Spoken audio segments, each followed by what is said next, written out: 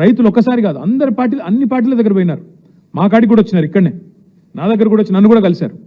తర్వాత బీజేపీ ఆఫీస్కి పోయినారు, అందరి దగ్గర పోయినారు. ముఖ్యమంత్రి గారిని కూడా కలిసినారు. కలిసి చెప్పినారు, సార్ ఇది మంచిది కాదు, విరమించుకోండి.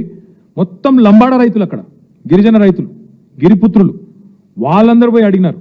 అడిగితే పట్టించుకోకుండా ఏకపక్షంగా మేమేదో రారాజులం, చక్రవర్తులం, కొడంగల్ ఏదో మా సామ్రాజ్యం, మేము ఏదనుకుంటే అది జరగాల అనే పద్ధతుల్లో ఇవాళ మీరు తీసుకున్న అనాలోచిత పిచ్చి నిర్ణయం వల్లనే కొడంగల్ రగులుతున్నది.